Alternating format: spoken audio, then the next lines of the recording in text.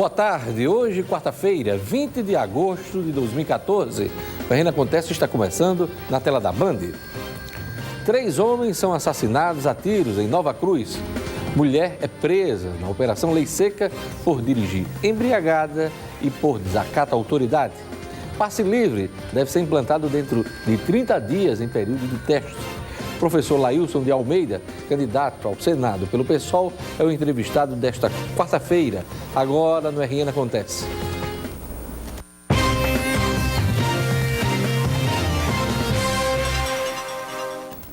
Três homens foram assassinados a tiros na noite de ontem. O crime aconteceu dentro de uma casa no município de Nova Cruz, na região agreste do estado. De acordo com a polícia, o local é um ponto de vendas de drogas conhecido da região, o que pode ter motivado as mortes. Uma adolescente de 16 anos, que também estava na residência, foi baleada e socorrida com vida ao hospital. As vítimas foram identificadas como Fernando Cícero da Silva, de 25 anos, Sebastião Cordeiro, de 24 anos, e Marcos da Silva Coelho, de 28 anos. Todos foram atingidos com tiros na cabeça. De acordo com a polícia, os 3 homens e a adolescente estavam bebendo com outro rapaz no local momentos antes do crime. As execuções podem ter sido motivadas por envolvimento com o tráfico de drogas. A menor foi socorrida ao Hospital Alfredo Gugel em Natal, mas não há detalhes, mais informações sobre o estado de saúde da jovem. Uma mulher de 34 anos foi detida na madrugada de hoje em uma operação da Lei Seca que foi realizada na Avenida Engenheiro Roberto Freire, na zona sul de Natal, por dirigir embriagada e por desacato à autoridade. A mulher, que dirigia um Citroën C3, se recusou a fazer o bafômetro e se mostrou bastante agressiva. Segundo a polícia, ela ofendeu e tentou intimidar os policiais, dizendo ser pessoa influente na prefeitura de Parnamirim. Mas não adiantou. Ela foi detida e passou a responder inquérito policial. Além da mulher, outros 5 motoristas também foram presos por embriaguez ao volante. O passe livre deve ser implantado dentro de 30 dias em período de teste numa escola da zona norte da cidade. O sistema vai garantir a gratuidade para alunos da rede municipal que moram até 1 quilômetro de distância da unidade de ensino. Para chegar à escola, Marcos Vinícius tem que pegar todos os dias um ônibus. O estudante do 4º ano do ensino fundamental da Escola Municipal Irmã Arcângela mora a mais de 1 quilômetro da escola. Ele será um dos beneficiados com a implantação do passe livre. O menino de 12 anos já faz planos com o dinheiro que vai economizar depois que deixar de pagar a passagem de ônibus. Eu não vou ter que precisar de gastar dinheiro. Porque às vezes eu compro lápis, vai como se perde, aí quando perde uma lapiseira, essas coisas, aí eu posso comprar. A escola do bairro de Igapó será a primeira de Natal a receber o passe livre, que vai funcionar em caráter experimental. O sistema deve ser implantado na unidade de ensino dentro de 30 dias. A notícia foi recebida com alegria pelas mães dos alunos. Vai ser bom que a gente vai gastar, né? Pagar para deixar e para buscar. Serão instalados 80 equipamentos para recarga do cartão de passagem de forma gratuita em 72 escolas da rede municipal de ensino. O prazo para adequação de todo o sistema do passe livre é de 90 dias. São 44 passagens gratuitas que o estudante tem direito durante o mês e podendo ter um adicional de mais 16 passagens para atividades extracurriculares. Além disso, há um horário previamente definido por decreto que a Prefeitura publicou regulamentando a lei do passe livre, definindo que quem estuda pela manhã só poderá utilizar naquele horário de aula. Consequentemente, quem estuda à tarde e à noite, para evitar que o estudante utilize esse crédito para uma outra finalidade que não seja a locomoção até a escola. Vamos aos destaques dos jornais locais nesta quarta-feira, 20 de agosto de 2014. A Tribuna do Norte diz aqui, na sua manchete principal, Blitzer em ônibus surtem efeito, por enquanto. O destaque da Tribuna do Norte, as primeiras 36 horas das barreiras e revistas de passageiros em ônibus que circulam na Grande Natal surtiram o efeito de inibir as investidas dos assaltantes, diz aqui a Tribuna do Norte. Um novo jornal destaca da manchete principal: Dilma e Aécio tiram proveito de Marina Silva. No primeiro dia da propaganda na TV, Dilma e Aécio usam estratégias distintas, mas eventos atacam pontos fracos de Marina, que terá vice ligado ao agronegócio. O vice da Marina foi definido aí, o Beto Albuquerque, deputado federal do PSB do Rio Grande do Sul. Olha, se o mercado não para e está cada vez mais exigente, comece a nova pós-UNP ainda neste semestre e não fique para trás. São mais de 20 cursos novos em Natal e em Mossoró, com novas grades curriculares. O que seu futuro ganha com isso? Olha, ganha muito, hein? Com planejamento de carreiras, você vai evidenciar ainda mais as suas qualidades profissionais. Com professores atuantes no mercado, você vai ampliar seu network já dentro da sala de aula.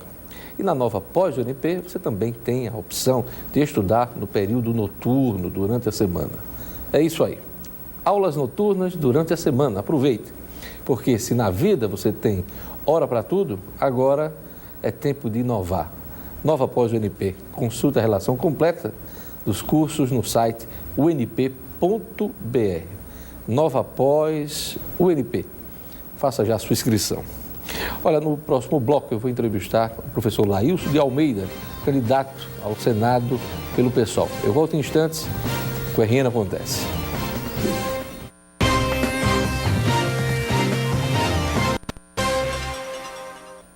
Professor graduado em Ciências Sociais pela Universidade Federal do Rio Grande do Norte, Laílson de Almeida, do Partido Socialista e Liberdade, o PSOL, tem como bandeiras as reformas tributária, a do judiciário e agrária. Natural do Natal, Laílson é casado, tem 4 filhos, lecionou nas redes estadual e municipal de ensino. Ele é o candidato do PSOL ao Senado e meu convidado hoje. Boa tarde, candidato. Boa tarde, Diógenes. O senhor vai ter 20 minutos, a exemplo de todos os que estão participando dessa rodada de entrevista, tempo que a gente começa a marcar a partir de agora. Professor, a primeira questão é sobre o fator previdenciário. O senhor tem falado que é contra exatamente. E espera que o Congresso enfrente essa questão. Por quê? É uma grande luta do trabalhador. Bom, eu diria o seguinte, FHC foi cruel com o trabalhador quando ele criou, porque aí praticamente tungou o trabalhador a se aposentar. O trabalhador perde em torno de 30%. E é um processo, uma perda progressiva, porque está ligado à expectativa de vida. Portanto, foi uma grande perda que o trabalhador teve no FHC. Isso foi mantido também no governo Lula, nos 2 governos Lula e de Dilma. Portanto, os 3 são responsáveis diretos por essa perda. O senhor acha que essa questão está madura para ser tratada, enfrentada pelo Congresso Nacional? Isso. Inclusive já foi aprovado o fim, só que o governo Lula e agora Dilma se nega a sancionar. Inclusive vamos voltar... O Congresso já definiu, já definiu. A questão é que o governo voltou nessa questão, voltou a tramitar e há todo um debate no sentido de que isso mexeria com a Previdência, que causaria mais déficit na Previdência. Essa é a questão central. O senhor tem falado também, professor Laílson de Almeida, na reforma agrária. Que pontos o senhor pretende abordar nessa discussão, caso eleito senador em outubro? Olha, é um tema recorrente, até porque o Brasil é um dos países que tem as estruturas agrárias mais atrasadas do mundo. E é preciso superar essa questão para fazer o país avançar e fortalecer o mercado, não só produtivo, mas a economia interna. Portanto, assim, a reforma agrária, ela aponta para que a questão da terra ser realmente ter uma função social, tem um papel importante no processo de produção e de oferta de alimentos. Mas os programas atuais do governo, de vários governos, não vão nesse sentido? São tímidos. Essa é a questão. A nossa proposta é no sentido de abrir um debate para acelerar esse processo, vencermos essa etapa. Portanto, e o Brasil está muito atrasado se comparado a outros países do mundo. Nessa questão, alguns participantes dos programas de reforma agrária apresentam e têm apresentado alguns vícios. Por exemplo, de receber a terra, vender para participar de outras invasões, enfim. Como é que o senhor entende esse tipo de movimentação de alguns representantes dos movimentos sociais? Olha, se isso acontece, mas são casos isolados. Isso não é a regra geral. E o governo deve criar mecanismos para coibir esse tipo de situação. Isso é perfeitamente controlável. E a questão dos investimentos? Nós temos, por exemplo, programas como o PRONAF que vão, nesse sentido, fixar o homem à terra e valorizar o homem do campo. Como é que o senhor encara programas como o da agricultura familiar? Muito importante, fundamental, até porque é a pequena agricultura que produz cerca de 80% do alimento que é ofertado no mercado. Portanto, é um setor que tem que ser fortalecido, inclusive com apoio financeiro, técnico, e a política ainda é muito tímida. Vou dar um exemplo bem claro disso. Este ano, no Orçamento Federal, o governo está repassando para o agronegócio, né, em termos de financiamento, inclusive a juros subsidiados, cerca de 156 bilhões. E para a agricultura familiar, em torno de 26 bilhões. Portanto, há um tratamento extremamente desigual. E é essa injustiça que nós temos que corrigir, abrindo um debate no sentido de redirecionar a política agrária no Brasil. Outra bandeira do professor Laílson de Almeida é a reforma do judiciário. Quais os pontos que o senhor pretende atacar nessa discussão, caso eleito senador? Olha, o atual modelo, ele permite a ingerência política, né? A forma o senhor de fala nomeação, da escolha dos representantes dos tribunais superiores. Olha, vamos ter agora uma situação interessante. Os governos Lula e Dilma vão ter praticamente 10 ministros no Supremo. E o próximo presidente, seja quem for, se a reeleição do atual presidente ou outro presidente, terá no mínimo 4 ministros, vai poder trocar, substituir então nós reivindicamos um modelo que seja através do mérito, de um processo em que a sociedade tenha um controle direto sobre esse processo. E não só isso, que a própria sociedade civil tenha um controle sobre o Poder Judiciário no sentido de acompanhar, né, toda essa estrutura, enfim, até porque... Quer dizer, uma espécie de controle externo? Isso, até porque a corrupção, né, e isso é público e notório, tem estourado, né, no Poder Judiciário, tem surgido, inclusive, numa intensidade muito grande. E é necessário estabelecer um controle, que a sociedade até para evitar que essa situação, né, ocorra. E isso se dá exatamente por conta da ingerência, né, no Poder Judiciário através desse viés político, né? Então, é importante que a sociedade acompanhe, né, e tenha como não intervir, evidentemente, porque mas tem um controle efetivo sobre as decisões do Judiciário. Candidato Laílson de Almeida, muito se fala em reforma política. Qual a ideia de reforma política que o senhor tem em mente? Bom, o processo político brasileiro não é democrático. E aí você vê pela questão do horário na televisão, né? Ou seja, há uma profunda desigualdade, né, nesse processo de disputa. O senhor não acha justo que partidos que tenham maior votação, maior representação no Congresso tenham mais tempo e mais recursos dos fundos partidários? Porque aí se estabelece um círculo vicioso. Veja bem, o poder econômico, ele tem uma interferência direta no processo, né, com financiamento privado. Portanto, as minorias, né, que têm hegemonia, né, econômica, o setor financeiro, a grande indústria, então, eles conseguem, enquanto minoria, se fazer maioria no Congresso. E no Congresso cria todo um marco jurídico, inclusive na questão eleitoral, que privilegia esses setores. Portanto, cria um processo de desigualdade na disputa entre partidos e entre candidatos. E é isso que tem que se acabar. Eu acho que o processo de disputa ele tem que ser igualitário, ele tem que ser paritário. Quando o senhor fala isso, e isso é uma reclamação recorrente das pequenas legendas, o senhor também faz menção ao financiamento público de campanha. Qual é a sua opinião? O financiamento exclusivo público? Olha, ele moraliza o processo, né? E aí cabe o judiciário, né? E cabe se criar toda uma legislação que estabeleça controle, regras nesse sentido. Mas é um processo mais justo, né? Porque, veja bem, o financiamento privado, ele cria uma relação extremamente promíscua, né, na questão da gestão pública, né? E aí que está, inclusive, a grande porta, a imensa porta da corrupção, porque aí você tem um processo de troca, né, de favores, né, de promiscuidade.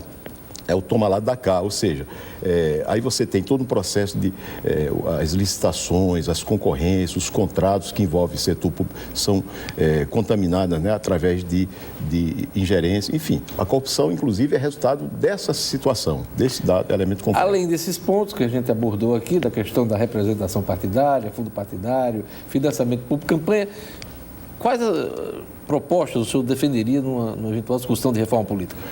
Bom, antes de falar na proposta, eu gostaria de fazer um comentário, né, que é muito importante, até porque uma coisa está ligada à outra. Veja bem, ontem, assistindo o programa eleitoral, eu ouvi, né, e vi de uma determinada candidata ao Senado uma proposta de passe livre, né, de estar se comprometendo com passe livre. No entanto, essa senhora, essa candidata, ela foi governadora, né, em 2 mandatos. O senhor está fazendo referência à candidata Vilma de Faria? Isso, exatamente. Passou 8 anos no governo, foi prefeita 2 vezes, é vice-prefeita, e nesse período ela não tomou nem iniciativa no sentido de propor, né?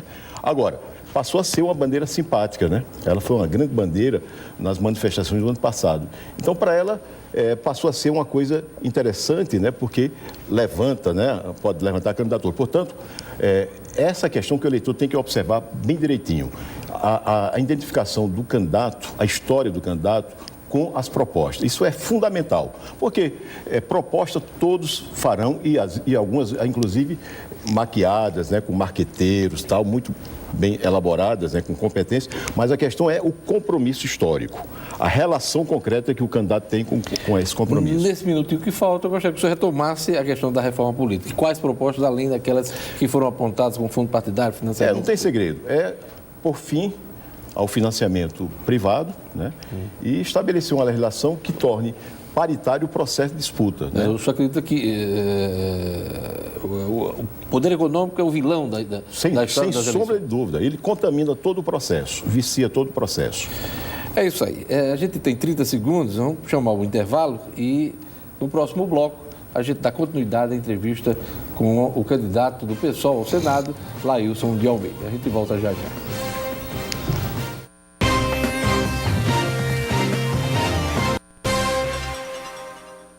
Estamos de volta com a entrevista do candidato ao Senado pelo PSOL, Lailson de Almeida. E vamos marcar o tempo a partir de agora. Candidato, as manifestações do ano passado provocaram um rastro de depredações, de vandalismo. E o PSOL, juntamente com outras legendas, fizeram parte da mobilização de parte desses manifestantes. Eu lhe pergunto, o senhor é a favor ou concorda com esse tipo de comportamento dos radicais? Não, de forma nenhuma. Acho que o processo político ele tem que se dar pela via pacífica, pelo debate, né, de ideias, pela confrontação de opiniões, enfim. Esse é o processo.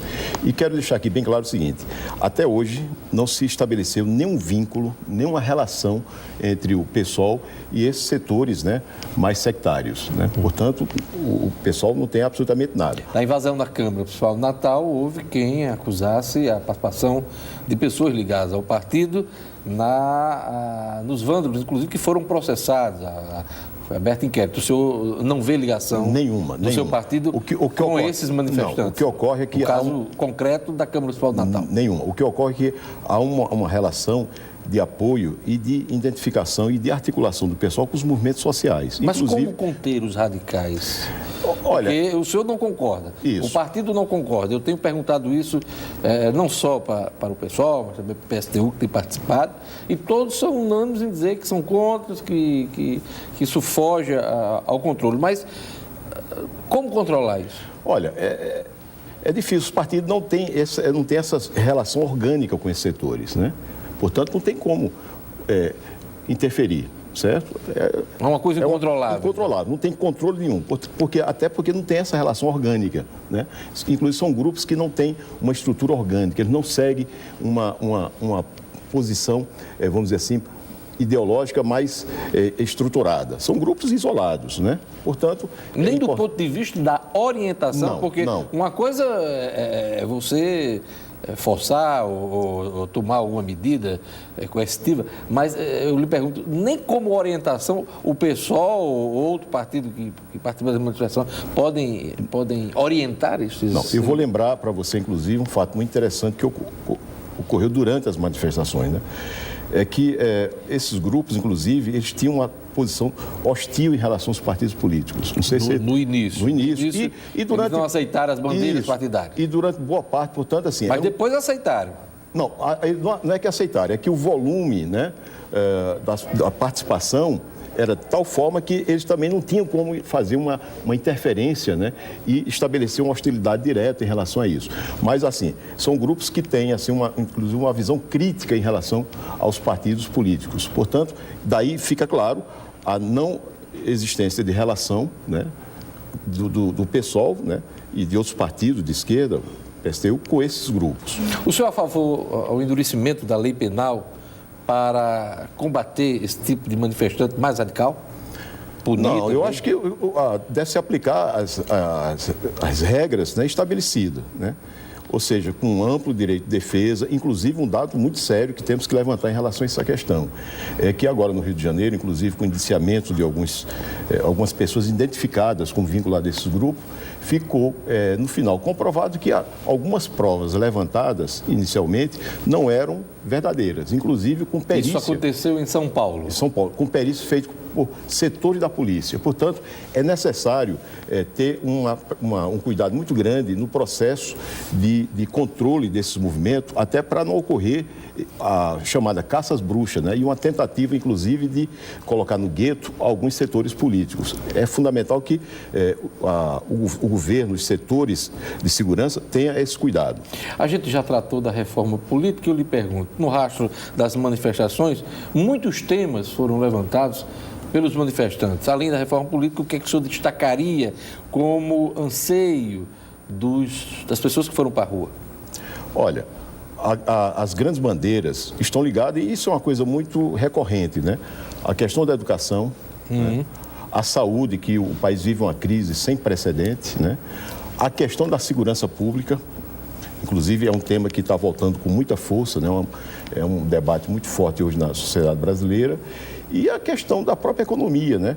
E aí temos um elemento muito importante para colocar nesse sentido, que é a questão, que é inclusive uma proposta nossa, de uma política salarial.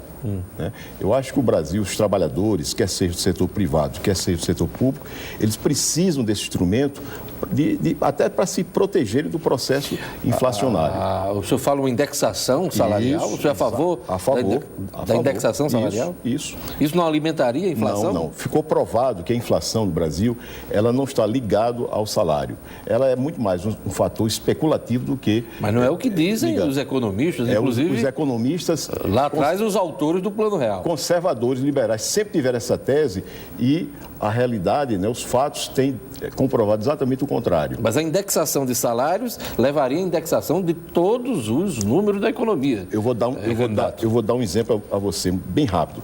Foi feito agora um levantamento, uma senhora adquiriu os produtos numa feira há 5 anos atrás.